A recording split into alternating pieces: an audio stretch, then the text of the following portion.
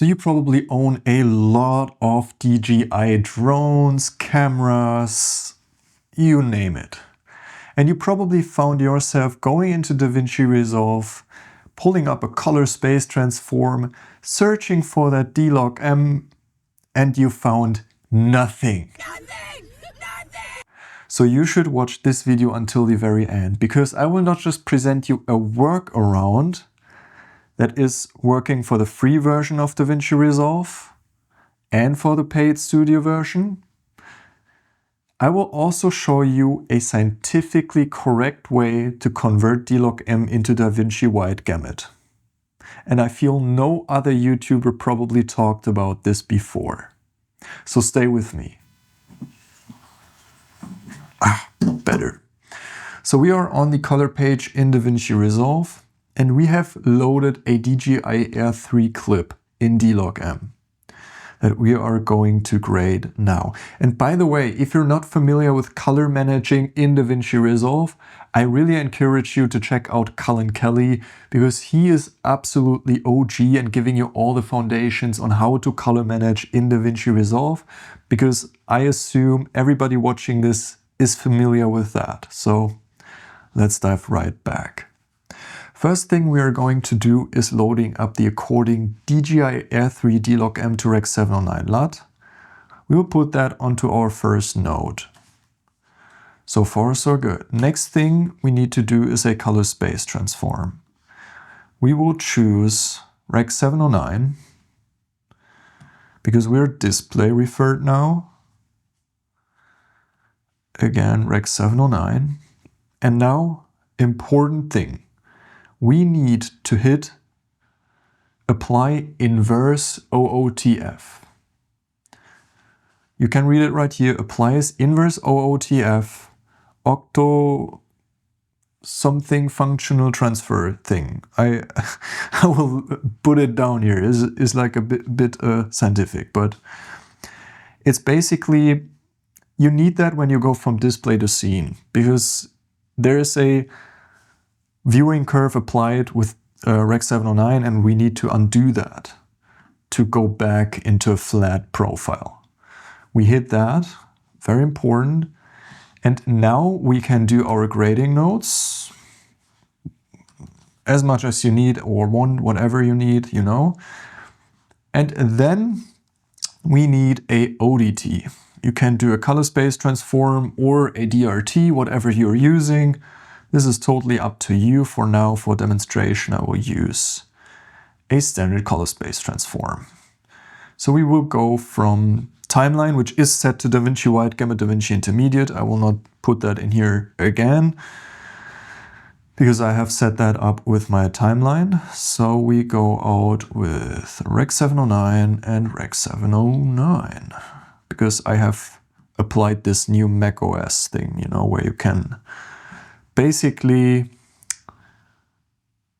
have the correct gamma value for the Rec. 709 scene. Is like a new thing with DaVinci 20. Finally, they fixed the gamma shift. I mean, you should probably know by now. So now we have the image set up. It's still looking a bit flat, but this is pretty much normal because we still have not set up the contrast or anything. So let's do that. So we can go in here, make our primary adjustment 35, dial in some nice contrast, and we're pretty much good. This image is basically pretty decent. There's no clipping happening, as you can see in the waveform. Information is not really lost. Image looks decent. It's a good looking Rec. 709 output. You can grade it however you want. So this is just a workaround. Now I want to introduce you to a tool that is absolutely staying scene referred. Let me introduce you to Salamifish. Super funny word, super funny name, but it's a guy coming from Germany as I do. He's living in Berlin, he's a nerd about color science, and he put up a bunch of different tools. So important to note here, there are two different D-Log M's, volume 2 and volume 1. So when you go on his website where you can download his DCTLs to transform your footage from D-Log M to DaVinci Wide Gamut, you need to keep in mind what products you're using. In my case, I have footage from a Mavic 2, which is the old D-Log M volume 1, and then everything above that, like Air 3, DJI Osmo 4, 5, and the new 6. The newer ones all have the new volume 2, so you need to keep that in mind to choose the right transform for yourself. It is not too expensive in my opinion. And by the way, if you're a user of the free DaVinci Resolve version, you can't use DCTLs, no worries. He has also some LUTs to transform from D-Log M to DaVinci Wide Gamut that you can also use in Premiere and other softwares, by the way, which is pretty nice. Also ACES. So if you're using ACES, same thing, he got you covered. Super cool.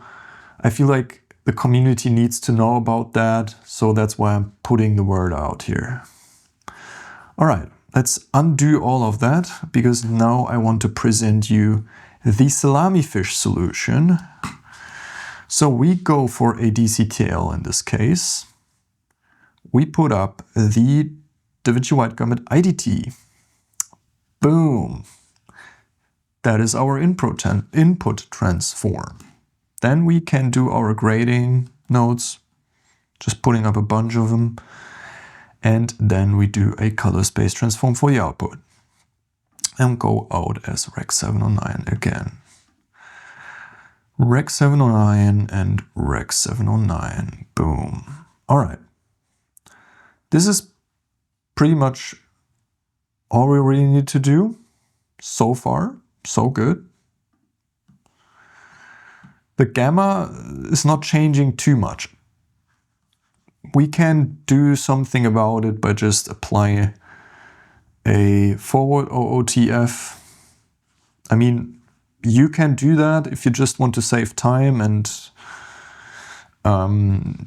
instantly have it applied, but I don't do it because I just do it myself. I will just do that in my primaries and dial that in by myself. I do a 0.335 pivot and just dial in the contrast as I like. And boom. It's pretty decent. It's pretty decent.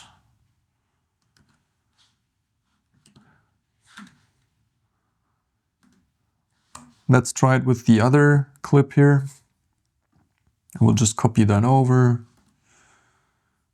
Bit too exposed for my likings. Can place a bit with the offset here. Play with the highlights a bit. And then we're pretty much good to go. And we have a good looking Rec 709 output. Pretty simple. Let's do it with that clip as well. Just apply it. And boom, don't even need to do much here. Looking good pretty much straight out of the bat. A bit saturated for my liking, but yeah, it's working. It's working pretty good. I also want to demonstrate you the norm workflow with the according OOTF applied. Here we have the workaround solution where we go in with the DJI D-Log M to Rec 709 LUT. We go from display referred to scene referred, in this case DaVinci Wide Gamut, DaVinci Intermediate. We have apply inverse OOTF active.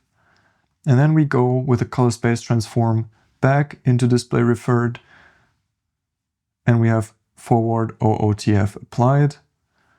And on the next clip, we just have the DJI D-Log M to Rec 709 LUT. And if we cycle back and forth, we see no difference. And that means that our workflow here, going into DaVinci Intermediate in between, is a valid workflow, and the signal stays the same.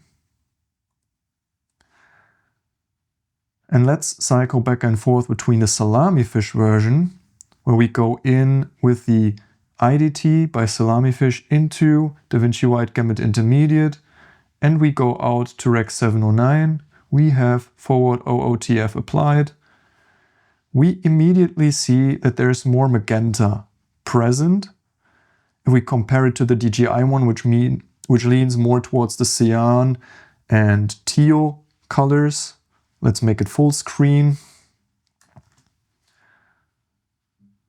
Salamifish, DJI Workflow. Even though it leans more towards magenta, I like the depth of the colors here. And for me, this is a nice looking Rec 709 output, and I would prefer the Salamifish look and feel, but this is totally up to you and personal preference. This is basically all I've got for you today. I hope this video helped you to refine your color management with D-Log M and make your life a bit easier. And if it did, consider subscribing, and I hope to see you in the next video. See ya.